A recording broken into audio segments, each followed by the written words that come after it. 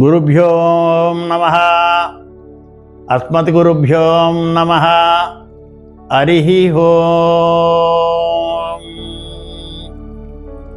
Shri రావుకేతు జ్యోతిర్విజ్ఞాన channel చూస్తున్నటువంటి ప్రేక్షక మహాశయులందరికీ కూడా శ్రీ రావుకేతుల యొక్క మంగళాశాసనాలు పలుకుతూ మీ యొక్క కృష్ణమూర్తి సన్నిధి వాస్తు జ్యోతిర్గణిత సిద్ధాంతి రావుకేతు ఆలయ వ్యవస్థాపకులు ట్రస్టీ పీఠాధిపతి మీకు తెలియజేసుకున్నటువంటి యొక్క కాలసర్ప యోగముల యొక్క యోగము అవయోగము శుభములు అశుభముల గురించి ఇప్పుడు మీకు తెలియజేసుకుంటాను. ముఖ్యంగా మానవులకు ప్రస్తుత కలియుగంలో కాలసర్పదోష పీడితులు చాలామంది ఉంటున్నారు.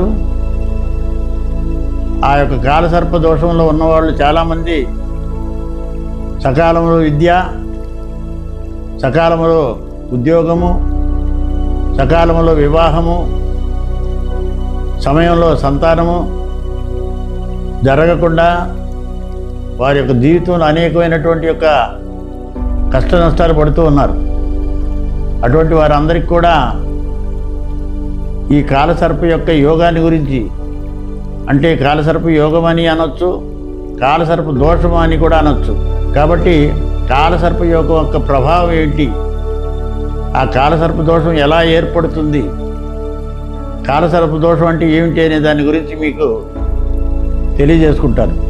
జాతకంలో ఎవరికైనా సరే జన్మకుండలి కానీ చూసినట్లయితే వారి జాతకంలో మొట్టమొదటిగా లగ్నం నుంచి సప్తమ స్థానం, అంటే లగ్నం ఏదైతే మనం ఈ రోజున ఫలానా మేష లగ్నం అనో, లేకపోతే వృషభ లగ్నం అనో, మిథున లగ్నం అనో, ఇలా రోజు 12 లగ్నాలు ఉంటాయి. ఈ 12 లగ్నాలు కూడా ఒక లగ్నానికి వచ్చి 2 గంటల సమయం పడుతుంది. కొన్ని లగ్నాలు 10 నిమిషాలు తక్కువ ఎక్కువ కూడా ఉండవచ్చు. టోటల్గా చూసినట్లయితే పగలంతా ఒక 6 లగ్నాలు ఉంటాయి. 6 2 12 గంటలు. అలాగే సూర్య అస్తమైన తర్వాత మళ్ళీ సూర్యోదయం అయ్యే వరకు అవి కూడా ఒక 6 లగ్నాలు ఉంటాయి. ఈ 6 6 12 కలిసి మొత్తము 24 గంటల వ్యవధి, అంటే ఒక రోజు అవుతుందన్నమాట. మళ్ళీ సూర్యోదయం అవుతుంది. ఈ సమయంలో ఈ 2 గంటల సమయంలో ఎవరైతే పుడతారో, ఏ సమయంలో పుడితే అప్పుడు ఆ లగ్నాన్ని గురించి మనం ఆ లగ్నము అని అంటారు దాన్ని. ఇప్పుడు ఆ లగ్నం నుంచి మొట్టమొదట మనది సుమారు అనుకోవటానికి ప్రాథమికంగా మేష లగ్నమో లేదా వృషభ లగ్నమో ఏదో ఒక లగ్నం అయి ఉంటే, ఆ లగ్నాన్ని నుంచి 7వ స్థానం ఏదైతే ఉంటుందో ఆ 7వ స్థానానికి ఈ లగ్నానికి మధ్యలో సూర్యుడు, చంద్రుడు, కుజుడు, బుధుడు, గురువు, శుక్రుడు, శని, ఈ 7 గ్రహాలు కానీ ఒకే వైపున ఉన్నట్లయితే, అటు కుడివైపున కానీ ఎడమవైపున కానీ ఎక్కడున్నా కూడా దోషం ఏర్పడుతుంది. ఆ దోషం ఏమంటారు, లగ్నానికి 7వ స్థానంలో మధ్యలో కానీ 7 గ్రహాలు కానీ ఉన్నట్లయితే దాన్ని అనంతకాల సర్పయోగం అని అంటారు. అనంతకాల సర్పయోగం అంటూ దానికి ఉదాహరణ ఏం చెప్తాడంటే, లగ్నానికి అగ్రే రాహు అధౌ కేతు మధ్యే సప్తగ్రహ స్థితాయాం కాలసర్పదోష అని చెప్పి శాస్త్రంలో రాసి ఉంది. కాబట్టి ఈ 2 గ్రహాల మధ్యలో ఏదో ఒక వైపున కానీ ఈ 7 గ్రహాలు కానీ బంధించబడి ఉన్నట్లయితే దాన్ని కాలసర్పదోషం అంటారు. ఆ విధంగా లగ్నానికి 7వ స్థానంలో ఉన్నట్లయితే దాన్ని అనంతకాల సర్పయోగం అని, అలాగే ఒకవేళ 2వ స్థానం నుంచి కానీ 8వ స్థానం వరకు కానీ ఉన్నట్లయితే దాన్ని 2వ స్థానం నుంచి 8వ స్థానం వరకు గుళిక కాల సర్పయోగం అంటారు దాన్ని. గుళిక కాల సర్పయోగం. ఆ గుళిక కాల సర్పయోగం వలన ఏంటి ప్రయోజనం, దానివల్ల మనకు నష్టం ఏంటి అనొచ్చు. కుటుంబ స్థానం నుంచి పట్టాడు కాబట్టి కుటుంబంలోంచి చిన్నాభిన్నం అయిపోవటం, కుటుంబం వీరికి ఎవరికి కూడా ఈ జాతకులకు సహాయ సహకారాలు అందించకపోవటం, లేదా కుటుంబాన్ని వదిలి వేరే చోట అతను జీవన విధానం సాగటం, చిన్నప్పుడే వేరే వాళ్ళ ఇంట్లో దత్తత పోవటం,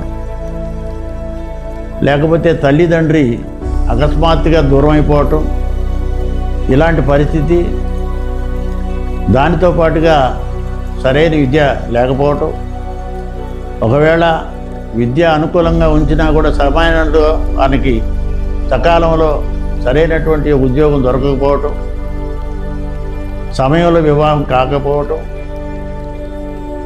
సమయంలో అతనికి సరైన సంతానం కలగకపోవటం, సంతానం కూడా కలిగిన తర్వాత భార్యాభర్తలలో విభేదాలు రావటం, తరచుగా గొడవలు పడటం, భార్యాభర్తలు విడిపోవటం,